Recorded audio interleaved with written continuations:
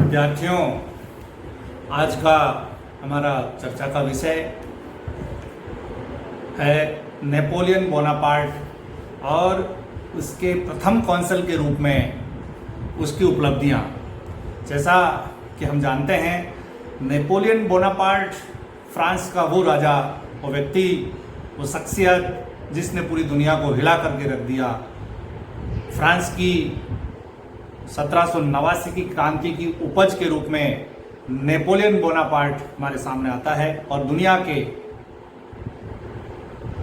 सभी देशों को कुछ न कुछ सबक दे करके जाता है। तो आज हम देखेंगे नेपोलियन बोनापार्ट के उत्थान के मुख्य कारण।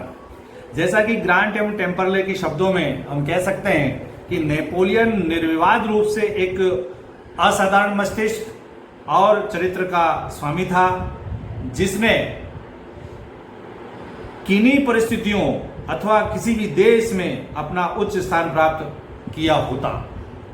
यानी कि केवल फ्रांस ही नहीं, वो इस प्रतिभा का धनी था कि वो कहीं भी होता तो भी इस प्रकार का मुकाम वो हासिल करता।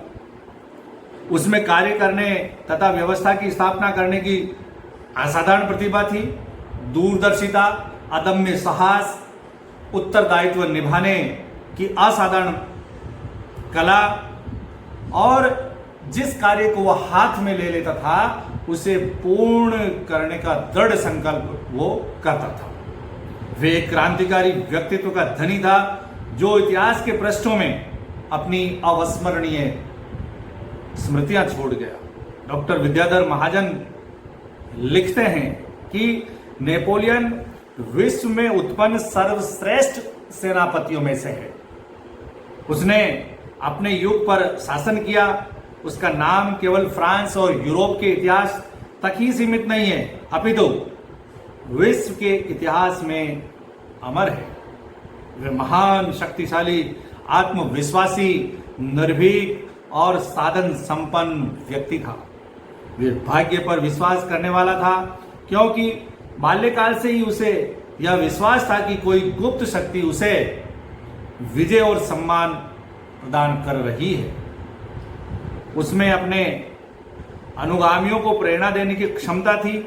वे अपने सैनिकों से प्रेम करता था और वे भी प्रतिदान में उनसे प्रेम करते थे। उसकी स्मरण शक्ति अद्भुत थी। कहा जाता है कि उसे अपनी सेना की टुकड़ियों और सैनिकों के नाम कंठस्थ थे। अपने संबंध में वे स्वयं लिखता है, मैं सदैव एक असाधारण व्यक्तित्व रहूंगा। मेरी लेरिजियो रेमिलो नेपोलियन बोनापार्ट के बारे में कहती है कि एक बार उसने मुझे कहा था, नेपोलियन ने स्वयं ने कहा था कि मैं उस समय उत्पन्न हुआ जब मेरा देश मृत्यु शैया पर पड़ा था।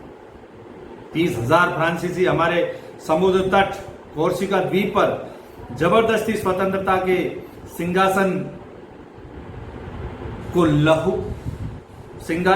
लहू के समुद्र में डुबोए दे रहे थे। स्वतंत्रता के सिंहासन को लहू के समंदर में डुबोए दे रहे थे। इस प्रकार के घृणित दृश्य मुझ बाल की आंखों द्वारा देखे नहीं गए। यानी कि वो उससे विचलित हुआ। नेपोलियन इस द्वीप के अजार्कियो नगर में निर्धन कुलीन वकील चार्ल्स बोनापार्ट के घर 15 अगस्त 1769 में पैदा हुआ। कोर्सिका द्वीप का बहुत महत्व था। नेपोलियन ने ग्रीस व पेरिस में शिक्षा प्राप्त की थी। इटालियन भाषा बोलने व निर्धन होने के कारण उसके धनी मित्र उसका मजाक भी उड़ाते थे। लेकिन नेपोलियन ने अपने पिता को लिखा कि कॉलेज के मूर्ख लड़के मेरी निर्धनता के कारण मेरा मजाक उड़ाते हैं, किंतु उनके पास धन के अतिरिक्त मेरे से अधिक कुछ भी नहीं है। यानी बचपन से ही वो बहुत ही प्रतिभा संपन्न था और धनी मित्रों के बीच में रह करके उनकी कुटिलताओं का भी उसने बचपन से ही मुकाबला किया था। नेपोलियन खाली समय में पुस्तकों का अध्ययन किया करता था। उसे गणित, इतिहास, भूगोल, राजनीति और दर्शन शास्त्र से विशेष अनुराग था। फ्रांसीसी दार्शनिक रूसो से वह अत्यधिक प्रभावित था और कहा करता था, यदि रूसो का जन्म न होता तो संभवतः नेपोलियन का भी जन्म नहीं होता। यदि रूसो का जन्म नहीं होता तो संभवतः नेपोलियन का भी जन्म नहीं होता। कठिन परिश्रमी वे लगन के धनी नेपोलियन शुरू से ही अति महत्वाकांक्षी रहे थे। नेपोलियन ने फ्रांस में सैन्य शिक्षा प्राप्त की और 17 वर्ष की आयु में ही एक तोपखाने के अधिकारी के रूप में उसने सेना में महत्वपूर्ण कार्य किया। जब फ्रांस में क्रांति हुई तो वे मात्र 20 वर्ष का था। 1 सितंबर 1793 में अपने तोपखाने का बहुत ही क्षमता व कुशलता पूर्वक संचालन करने के कारण उसने ट्यूलोन को पुनः फ्रांस में मिला लिया और विशेष ख्याति प्राप्त की। उस विजय के पारितोषिक के रूप में उसे ब्रिगेडियर जनरल का पद प्रदान किया गया। ट्यूलोन से अंग्रेजों को भगा देने में नेपोलियन ने जो सफलता प्राप्त की थी वे उसके जीवन की प्रथम महत्वपूर्ण घटना थी। 5 अक्टूबर 1795 को उसने राष्ट्रीय सम्मेलन के विरुद्ध बिंडिसियर का विद्रोह कुचला, यानी कि जो विद्रोह राष्ट्रीय नेतृत्व के खिलाफ हो रहा था, सर्वप्रथम नेपोलियन ने उसको कुचल दिया था। फलस्वरूप उसे देश में आंतरिक सेना का सेनापति बनाया गया। नेपोलियन ने विद्रोह को कुचलकर फ्रांस को गृह युद्ध से बचा लिया। यह नेपोलियन की दूसरी मुख्य विजय थी। उसका परिचय अब बड़े बड़े नेताओं से हो गया, अतः उसे उन्नति करने का अवसर मिला। 9 मार्च 1796 को नेपोलियन ने जोसेफाइन नामक एक सुंदर विधवा, जो कि उससे 6 वर्ष बड़ी, वे 2 बच्चों की मां थी, से विवाह कर लिया।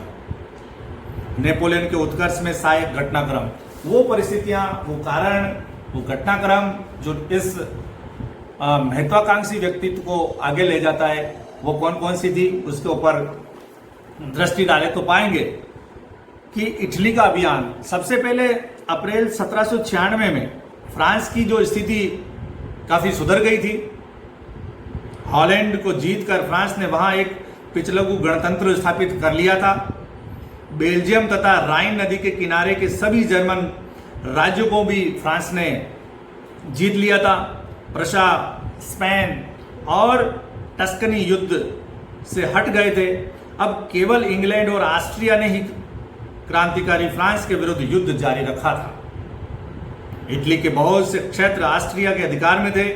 इटली का पोप भी क्रांति का जबरदस्त शत्रु था और उसी के इशारे पर फ्रांस में कई धार्मिक उपद्रव भड़के थे।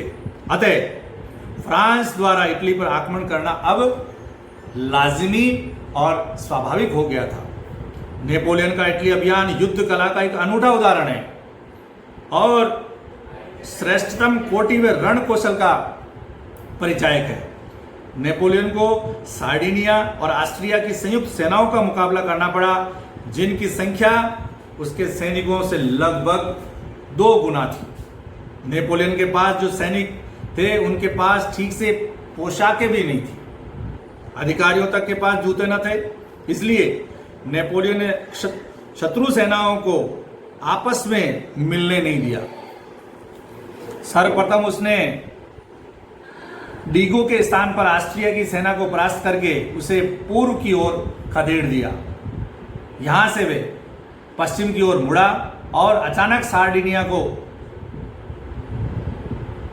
जीतने के लक्ष्य से सार्डिनिया की सेना पर टूट पड़ा और माल्डवी नामक स्थान पर उसे पराजित किया। ट्यूरिन मार्ग पर अधिकार करके नेपोलियन ने भयभीत सार्डिनिया को संधि के लिए विवश कर दिया। अब सेनाई और नीस के प्रदेश फ्रांस के कब्जे में थे। नेपोलियन ने अपना संपूर्ण ध्यान ऑस्ट्रिया की सेना की ओर केंद्रित किया। सबसे पहले उसने ऑस्ट्रिया के इटालियन राज्य लोम्बार्डी को जीता। उस समय वह ऑस्ट्रिया की सेना आल्प्स नदी के उस पार चली गई थी। शत्रु सेना तक पहुंचने के लिए लॉडी के पुल को पार करना जरूरी था। इस लंबे पुल के इटली और ऑस्ट्रिया का इस लंबे पुल के पास ही इटली और ऑस्ट्रिया का बड़ा भारी तोपखाना था। नेपोलियन ने भयंकर गोलाबारी के बावजूद भी पुल को पार करके शत्रु सेना को परास्त कर दिया। वास्तव में लोडी पुल का युद्ध उसकी सूरवीरता का एक ज्वलंत उदाहरण था। उसी दिन से नेपोलियन अपने सैनिकों का आराध्य देव बन गया, क्योंकि जो योजनाएं उसने बनाई, जो स्कीम उसने बनाई, जो रणनीति उसने बनाई, वो ऑस्ट्रिया, इटली, इन सब के खिलाफ में लगातार कारगर हो रही थी। इस कारण सैनिकों में उसके प्रति जो एक लगाव था वो देवता की तरह हो गया, क्योंकि वह स्वयं आगे रह करके लीडरशिप के रूप में, नेता के रूप में, नेतृत्व के रूप में आगे रहा करता था। इस युद्ध के फलस्वरूप मिलान प्रदेश पर नेपोलियन का अधिकार हो गया। ऑस्ट्रिया की सेना ने मालदुआ दुर्ग में शरण ली। सामरिक दृष्टि से इसका बड़ा महत्व था। किसका? माल्टुआ का। नेपोलियन ने दुर्ग का घेरा डाल दिया। 8 महीने से भी अधिक घेरा चलता रहा और इस बीच ऑस्ट्रिया ने घेरा तोड़ने के लिए 4 बार सेनाएं भेजी, परंतु सभी अवसरों पर उन्हें परास्त होकर वापस लौटना पड़ा। 13-14 जनवरी 1797 को रिवोली का प्रसिद्ध युद्ध लड़ा गया, जिसमें ऑस्ट्रिया की सेना परास्त हुई और मांटवा दुर्ग सहित नियोपेन नगर तक नेपोलियन ने अधिकार कर लिया। ये नगर वियना से मात्र 100 किलोमीटर दूर था। इसलिए ऑस्ट्रिया को संधि हेतु विवश होना पड़ा। 18 अप्रैल 1797 को लियोबेन की शांति संधि संपन्न हुई। तो इस प्रकार से जो प्रारंभिक जो जीवन है 1796 के बाद 1 साल के अंदर अंदर ही उसने अपने पड़ोसी जो उसके शत्रु देश थे उन सबको भयभीत करके, पराजित करके उनको अपने अधीन कर लिया। इस कारण से नेपोलियन का जो चरम है, कम उम्र में ही उसने बहुत बड़ी बड़ी उपलब्धियां हासिल कर ली। तो आज के लिए विद्यार्थियों बस इतना ही। आगे का जो पार्ट है हम आगे बाद में देखेंगे। Thank you.